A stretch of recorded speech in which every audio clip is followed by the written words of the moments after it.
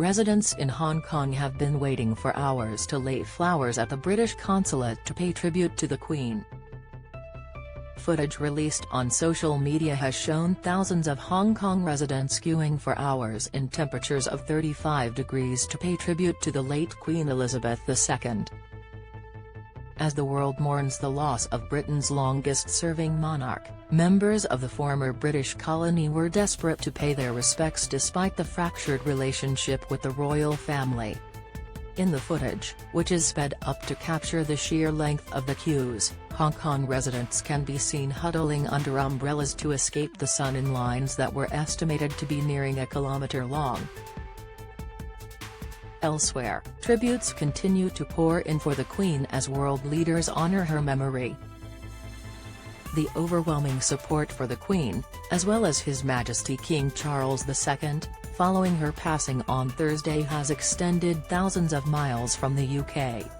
Memorial events have been held in recent days throughout Australia, which the Queen visited 16 times during her 70 years on the throne, with floral tributes springing up outside government buildings in Sydney and Canberra.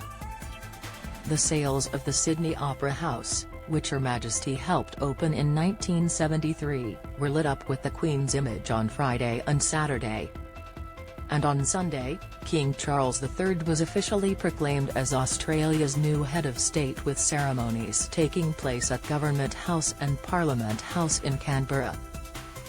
Hong Kong residents queue in sweltering heat for hours to pay tribute to the Queen. Image, Zinki SU on Twitter. Locals clutch umbrellas as they battle the sweltering Hong Kong temperatures. Image, Twitter. Elsewhere, New Zealand said it will mark the Queen's death with a public holiday on Monday, September 26. The nation will also hold a state memorial service in the capital, Wellington, on the same day. Prime Minister Jacinda Ardern said the Queen was an extraordinary person and many would appreciate the opportunity to mark her death and celebrate her life. As New Zealand's Queen and much-loved sovereign for over 70 years, it is appropriate that we mark her life of dedicated public service with a state memorial service and a one-off public holiday, Ms. Ardern said. Read more, touching moment. Ray of light shines down on Queen's coffin in Scotland. Report. The sales of the Sydney Opera House were lit up with the Queen's image on Friday and Saturday. Image, Getty. Jacinda Ardern said the Queen was an extraordinary person and many would want to honour her. Image, Getty. She also said New Zealand will not pursue becoming a republic following the Queen's death, and that she will leave for Britain this week for the former monarch's funeral. And closer to home, Scottish First Minister Nicola Sturgeon paid tribute to the Queen as the anchor of our nation ahead of a motion of condolence in the Scottish Parliament. Ms. Sturgeon said that in an ever-changing world, especially in turbulent times, the Queen had been a great constant. She also spoke about the Queen's genuine love of Scotland and her profound sense of public service, which Ms. Sturgeon said never faltered. Don't miss, Donald Trump not to be invited to Queen's funeral, reveal Elton John's hilarious anecdote about Queen slapping nephew in face. Report, the Queen's favourite tiaras Camilla could never wear. Pictures, reveal King Charles III meets Nicola Sturgeon at the Palace of Holyrood House. Image, Getty. Trending. Her comments came ahead of tributes to Elizabeth II at a special sitting of the Scottish Parliament later on Monday.